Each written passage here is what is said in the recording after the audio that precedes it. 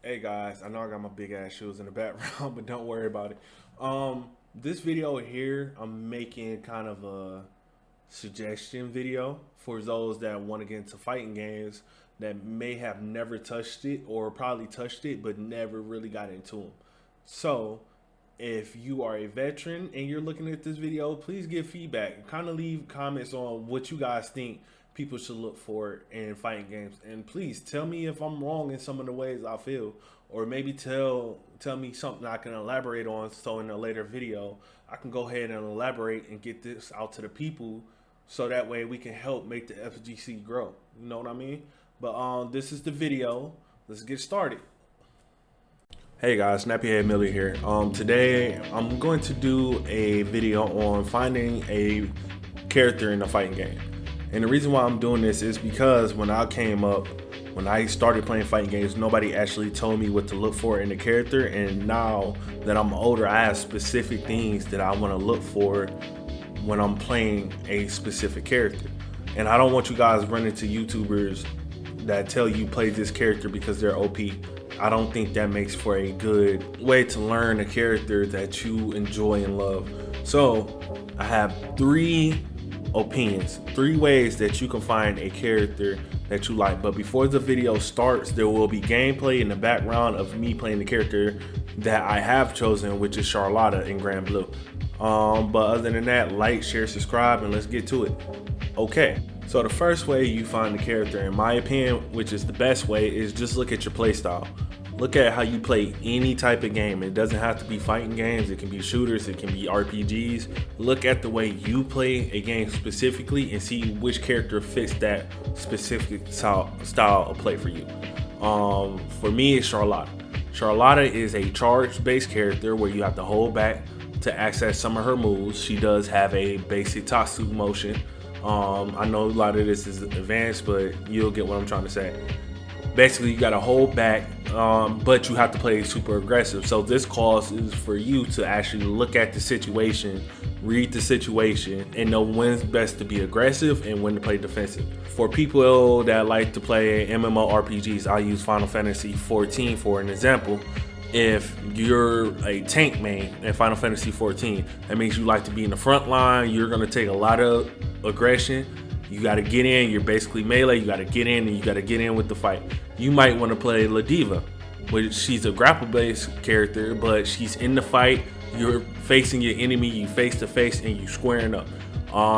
For my support mains, you know you're the most important character. You know you're frail. You're one of the frailest characters in the game, so you have to play a little bit back to support your team. You might want to look at Ferry, where she has utility with her animals, as well as she can stand back and fight. Her strong suit is not up close, it's from fighting from far back. That's just a couple of examples using actual fighting game. Well, to use actual fighting games, people who do play fighting games, just take the experiences of how you play in other fighting games and translate it over to, let's say, Gran Blue Versus. Perfect character for me, if I switch from Gran Blue Versus to Street Fighter, would be another charge character. Which, that in mind, I would probably play E Honda, because E Honda is a very prediction heavy character. Well, yeah, he has a mash button, but he's super charge based, so I have to predict what my opponent is going to do next to be very good with E Honda. And he plays a little bit nutty, just like you have to play Charlotta. But that's number one. So we're going to go ahead and move on to number two. Number two is more of a time based thing. It's based off of what you're trying to get the most of in the game. Fighting games are an investment. They are a huge investment. You take a lot of hours to perfect your craft in the game. But let's say you're casual and you don't have the time. You go to school like I do. You go to work and you don't have as much time to give, or you are not as willing to give enough time into the game. The second way to find the character is play based off of how long it takes to become good with said character. Prime example, Gran is the easiest character in my opinion in this game, and he takes the least amount of time to get good with. So a person that goes to school maybe doesn't have that much time, but really wants to play Gran Blue Versus might want to pick up Gran, where they don't have to learn all the tidbits, all the execution to get good at said character. It's just a quick pickup. It may take them a couple days, a couple weeks, but they pick up the character pretty quick. Going back to Charlotta, I feel as though Charlotta is a character that she's in between hard and easy. She's not too hard to pick up, but if you don't understand the tidbits of when to go in, when not to go in, when to do Blanca Ball, how to predict your opponent's movements, and when to go in and be nutty as humanly possible, you're not gonna be good with this character. And that's that easy to pick up but hard to master type. And then we have characters like Narmaya. Narmaya is a hard character, but she will be so worth it if you learn how to play her. She's hard to pick up, but once you master her, and it's going to take a lot of time to master this character. Once you master how to switch stances with her, when to switch stances, when it's best to have parry uppercut or just regular uppercut. I know I'm saying uppercut, I have to make it for newcomers, but when to have those moves ready to go. She will be worth it in the end, but she's going to take a lot of hours that maybe if you're trying to be in the competitive scene, you might want to look at her more so than somebody that only has time to play for maybe an hour or two a day. So that's my second recommendation. Go based off of the time that you have and the time it takes for you to learn the character the correct way. Now, the third way is the way I hate the most. I really hate when people do this, but this is a way. The third way is looking at tier listings and seeing who's strong and who's not. I don't recommend this way at all. And the reason why I don't recommend this way at all is because it's based off of opinions, and most opinions are from people who never even either touched the character or has taken time to master said character. So I wouldn't recommend this way, but it is a way. It could be a way to see maybe what's the power scaling. I know a lot of people want to win as fast as possible, and tier listings do go based off the second option that I said, which is how long it does take to master the character and how easy it is to master said character.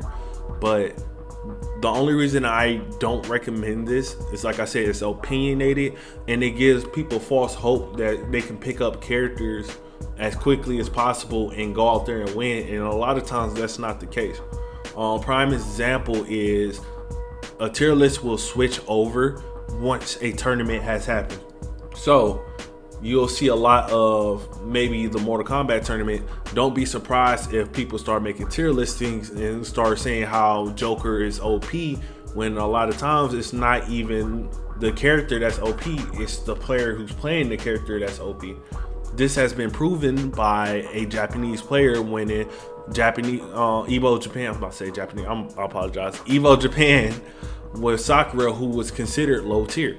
So I wouldn't recommend tier listings, but it is an option.